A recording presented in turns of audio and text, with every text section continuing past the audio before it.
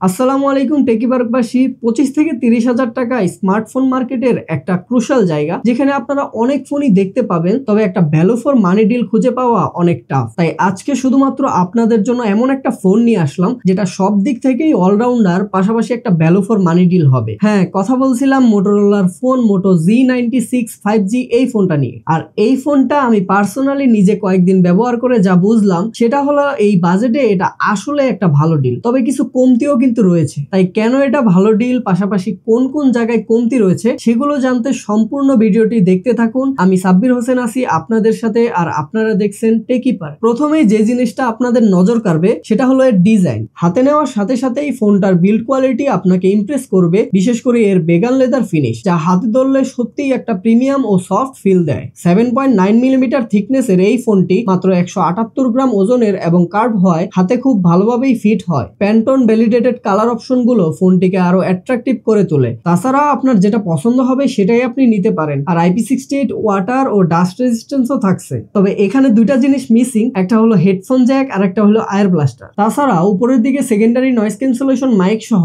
নিচের দিকে সিম ট্রে দেওয়া হয়েছে, যেখানে দুটি ন্যানো সিম ব্যবহার করা গেলেও মেমোরি কার্ড লাগানোর কোনো অপশন নেই। তবে অডিওর দিক থেকে মোটোরোলা এখানে কোনো কমতি রাখেনি। ডলবি অ্যাটমস সাপোর্টেড স্টেরিও স্পিকারের সাউন্ড আউটপুট বেশ লাউড অ্যান্ড ক্লিয়ার। বেস ট্রেবলের ব্যালেন্সিংটাও ভালো ছিল, তাই content watching a extra benefit পাবেন। আমার হাতে থাকা 8/128GB ভেরিয়েন্টের এই ফোনটি বাংলাদেশে আনঅফিসিয়ালি প্রায় 27,000 টাকায় পাওয়া যাচ্ছে। তবে SMS গ্যাজেট থেকে কিনলে আপনারা কিছুটা ডিসকাউন্ট পেয়ে যাবেন। ডেসক্রিপশনে তাদের সব লোকেশন সহ সব বিস্তারিত তথ্য দেওয়া আছে, প্রয়োজনে যোগাযোগ করতে পারেন। ডিজাইনের পর যদি কোনো কিছু আপনাকে মুগ্ধ করে তাহলে সেটা হলো এর ডিসপ্লে। এটাকে এক কথায় এই ফোনের স্টার অফ দ্য শো বলা যায়। এতে থাকছে 6.67 ইঞ্চির একটি 3D কার্ভ পিওলেড প্যানেল। আর এর আসল মজাটা হলো 144 হার্টজের রিফ্রেশ রেট। আগেও কিছু ফোনে আমরা 144 হার্টজের রিফ্রেশ রেটটা দেখেছি, তবে সেটা কিছু স্পেসিফিক গেম বা সেটিংসে কাজ করে। তবে এখানে থাকা 144 হার্টজের রিফ্রেশ রেটটা সব জায়গায় কাজ করতে পারে। আরেকটা বিষয় হলো এই 144 হার্টজের রিফ্রেশ রেটটা ইওফো টেস্টেও ঠিকঠাক পারফর্ম করছিল। ইভেন ইউটিউবেও এটা 144 হার্টজ পর্যন্ত পুশ করতে পারে। সেই সাথে স্ক্রলিং বা কন্টেন্ট ওয়াচিং সবকিছুই স্মুথ ভাবে করতে পারে এই ডিসপ্লেটা। ডিসপ্লের টাচটা অনেক রেসপন্সিভ, তবে 3D কার্ভ হয় এক হাতে ব্যবহারে সামান্য মিসটাচ লক্ষ্য করতে পারেন। ইউটিউবে 4K 60 FPS এ ভিডিও স্মুথলি রান করতে পারে, কিন্তু ভিডিওতে HDR এর সাপোর্ট নাই, যা একটু হতাশাজনক। HDR এর সাপোর্টটা পাচ্ছেন না কারণ এখানে যে প্রসেসরটা দেয়া হয়েছে সেটা HDR সাপোর্টই করে না। যাই হোক, ফুল HD প্লাস রেজুলেশনের এই ডিসপ্লের কালারগুলো খুবই ন্যাচারাল এবং ব্ল্যাক লেভেলও বেশ ডিপ। তাছাড়া শার্পনেসটাও ভালো ছিল।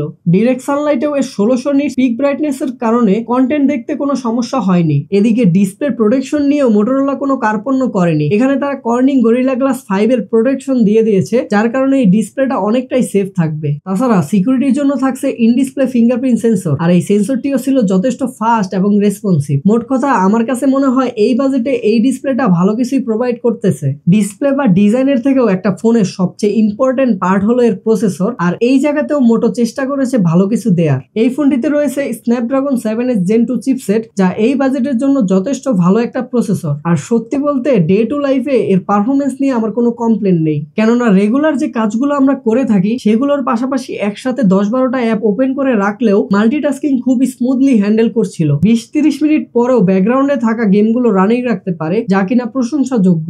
এখানে র্যাম ম্যানেজমেন্টটা আমার কাছে ইমপ্রেসিভ লেগেছে। বোঝাই যাচ্ছে এখানে থাকা LPDDR4X টাইপের র্যাম ও UFS 2.2 টাইপের স্টোরেজটা ভালোভাবেই কাজ করতেছে। তবে একটা ছোট জিনিস আমার চোখে পড়েছে, মাঝে মাঝে অ্যাপ ক্লোজ করার সময় বা এক অ্যাপ থেকে অন্য অ্যাপে সুইচ করার সময় মিলি সেকেন্ডের জন্য একটা ফ্রেম ড্রপ দেয় বা স্টার্টার লক্ষ্য করা যায়। অন্যদিকে কাগজে কলমেও কিন্তু এই ফোনটা বেশ পাওয়ারফুল।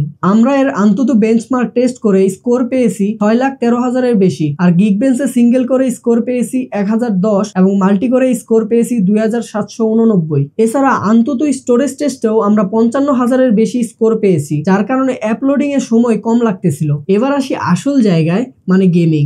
যারা PUBG খেলেন তাদের জন্য এর গেমিং এক্সপিরিয়েন্স ছিল বেশ ভালো। তেমন কোনো ল্যাগ বা ফ্রেম ড্রপের দেখা পাইনি, আর এভারেজে এটা প্রায় 59 FPS ধরে রাখতে পারে। তবে হ্যাঁ, একটানা অনেকক্ষণ গেম খেললে কিছুটা ল্যাগ ফিল হয়। ফুটবলের ক্ষেত্রেও গল্পটা একই রকম।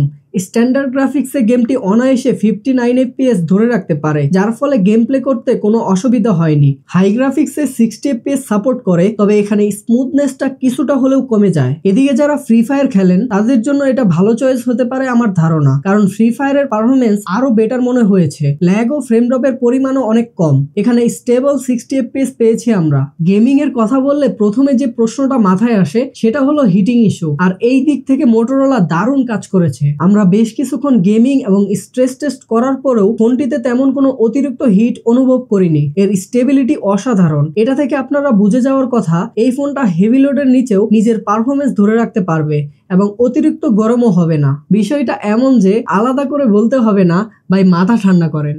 সব মিলিয়ে পারফরমেন্স সেকশনে এই ফোনটা একজন নর্মাল ইউজার থেকে শুরু করে একজন ক্যাজুয়াল গেমার পর্যন্ত কাউকেই হতাশ করবে না, অনেকটাই কারো কারো এক্স এর মতো। যাই হোক, এটা হয়তো কোনো গেমিং বিস্ট না, তবে রেগুলার ইউজ বা ডেইলি 2-3 ঘন্টা গেমিং এর জন্য একটা ব্যালেন্সড পারফর্মার বলেই মনে হয়েছে আমার কাছে। সফটওয়্যারের দিক দিয়ে মোটরোলা বরাবরই একটা ক্লিন এক্সপিরিয়েন্স দেয়, আর এই ফোনটাও তার ব্যতিক্রম কিছু না। হ্যালো ইউ এর সাথে অ্যান্ড্রয়েড 15 এর সাপোর্ট রয়েছে ফোনটাতে, আর এর ইউজার ইন্টারফেসটা প্রায় স্টক অ্যান্ড্রয়েড এর মতোই। কোনো ধরনের বাড়তি জিনিস বা ব্লটওয়্যার নেই বললেই চলে। এখানে কন্ট্রোল সেন্টারটা চাইলে স্টক ইউআই এর মতো রাখতে পারবেন, আবার চাইলে সেটিংস থেকে চেঞ্জ করে মোটর নিজস্ব ইন্টারফেসও ইউজ করতে পারবেন। তাছাড়া আমার কাছে এর অ্যাপ ওপেনিং অ্যানিমেশন গুলো বেশ স্মুথ লেগেছে। তবে একটা জিনিস আমাকে বেশ ভুগিয়েছে, আর সেটা হলো এর ক্যামেরা অ্যাপটা মাঝে মাঝে একটু ল্যাগি মনে হয়েছে। যেমন একটা ছবি তোলার পর যখন অন্য কোনো মোডে যেতে চাইতাম তখন ফোনটা একটু সময় নিত, যেটা মাঝে মাঝে বেশ প্যারা দিচ্ছিল। সেই সাথে একবার ভিডিও করার সময় ভিডিও রেকর্ড হচ্ছিল না, অ্যানাদার অ্যাপ ইউজিং ক্যামেরা এরকম কিছু একটা শো করতেছিল। পরে রিবুট দেওয়ার পর ঠিক হয়ে যায়। এসব জিনিসগুলো ফিক্স করতে না পারলে দিন দিন মোটর ইউআই তাদের জনপ্রিয়তা হারাবে। এছাড়া সফটওয়্যারের সবচেয়ে দুর্বল জায়গাটা হলো এর আপডেট পলিসি। এই দামে যেখানে অন্যান্য ব্র্যান্ডগুলো কয়েক বছরের ওএস আপডেটের নিশ্চয়তা দিচ্ছে, সেখানে মোটো দিচ্ছে মাত্র 1 বছরের ওএস আপডেট। সত্যি বলতে এটা খুবই হতাশাজনক, আর এই ফোনটার জন্য একটা বড় মাইনাস পয়েন্ট। এই বিষয়গুলোতে মোটরোলার আরো বেশি নজর দেওয়া জরুরি। এই কয়েকটি বিষয় ছাড়া সফটওয়্যারের বাকি দিকগুলো আমার কাছে ঠিকঠাকই লেগেছে।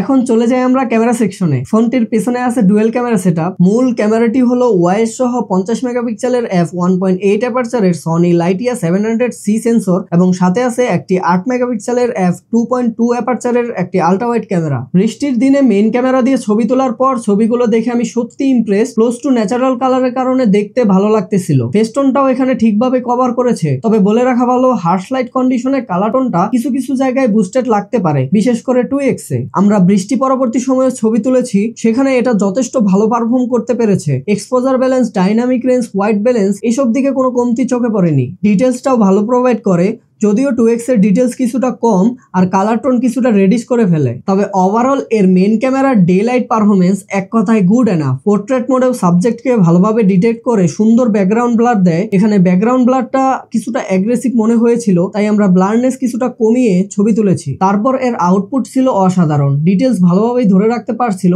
Exposure ব্যালেন্সটাও dissent. 24mm, 35mm, 50mm এই তিনটা মোডে ছবি তোলা যায়, আর 35mm এবং 50mm এর পোর্ট্রেট গুলো আপনাদের ভালো লেগে যাবে। আলট্রা ওয়াইড এর ক্যামেরাও কিন্তু সমান তালে পারফর্ম করে গেছে। এখানেও এক্সপোজার ব্যালেন্সটা ভালো লাগার মতো, ছবিগুলো দেখলেই বুঝে যাবেন। তবে ডিটেলস কিছুটা কম মনে হতে পারে, যেটা 8 মেগাপিক্সেল হিসেবে স্বাভাবিক। রাতের বেলায় মেইন ক্যামেরা দিয়ে তোলা ছবিগুলো অনেকটাই ব্রাইটার, সেই সাথে নয়েজ কন্ট্রোলে রেখে ভালো আউটপুট দেয়। নাইট মোডের ছবিগুলোও ডিসেন্ট লেগেছে। সেলফির জন্য সামনে দেওয়া হয়েছে 32 মেগাপিক্সেলের ক্যামেরা, যা দিয়ে বেশ ভালো মানের সেলফি তোলা যায়। সেলফির ছবিগুলোর সবকিছুই ঠিকঠাক লেগেছে, সেলফি নিয়েও কোনো কমপ্লেন নেই। আর ভিডিওর ক্ষেত্রে মেইন ক্যামেরা, আলট্রা ওয়াইড এবং সেলফি তিনটা ক্যামেরা দিয়েই 4K 30 FPS এ ভিডিও রেকর্ড করা যায়, যা এই বাজেটের জন্য একটা বড় প্লাস পয়েন্ট। আর এখানে 3 ক্যামেরার ভিডিও কোয়ালিটি কাজে লাগানোর মতোই। আর একটা বড় প্লাস পয়েন্ট হচ্ছে মেইন ও আলট্রা ওয়াইড ক্যামেরা দুই জায়গাতেই ওআইএস এর সাপোর্ট থাকছে, সেই সাথে সেলফিতে থাকছে EIS এর সাপোর্ট। ভাই, একটা 27,000 টাকার ফোনে 3টা ক্যামেরাতেই 4K এর সাপোর্ট, আবার EIS OIS সব দিয়ে দিছে, এগুলা ভাবা যায়? যাই হোক, OIS EIS থাকায় স্টেবল ফুটেজ পাওয়া যাচ্ছিল। তবে এখানে ভিডিওতে মেইন ক্যামেরা ও আলট্রা ওয়াইডে ফোকাসে কিছুটা জিটার লক্ষ্য করেছি। ওভারঅল ছবির কোয়ালিটি যদি লং টাইম এরকম পাওয়া যায়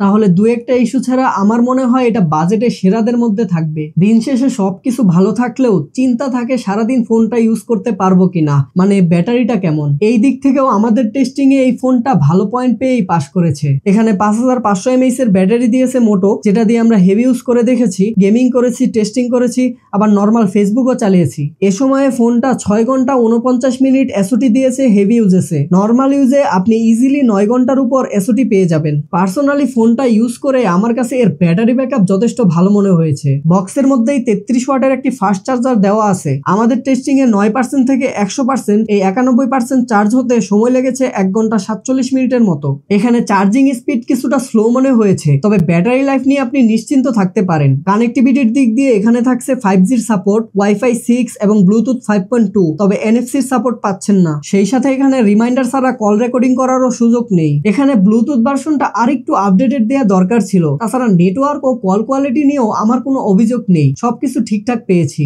ওভারঅল দিন শেষে আমি এই ফোনটা ইউজ করে যতটুকু বুঝলাম, এই ফোনটার দু একটা ইস্যু লাইক ইউআই এর ক্যামেরা বাগ, আপডেট পলিসি, ডিসপ্লেতে এইচডিআর এর সাপোর্ট, এই কয়েকটা জিনিস বাদে 27,000 টাকা বাজেটে এই ফোনটা আসলে একটা অলরাউন্ডার ফোন। তবে মোটর উচিত ইউআই এর বাগ ও আপডেট পলিসি এগুলো দ্রুত ফিক্স করা। ইউজার এক্সপিরিয়েন্স যদি ভালো না দিতে পারে তাহলে বাকি দিকগুলো ইমপ্রুভ করলেও লাভ নেই। যাই হোক, আজকের মতো এই পর্যন্তই। দেখা হবে পরবর্তী কোনো ভিডিওতে। সেই পর্যন্ত ভালো থাকবেন। আল্লাহ হাফেজ।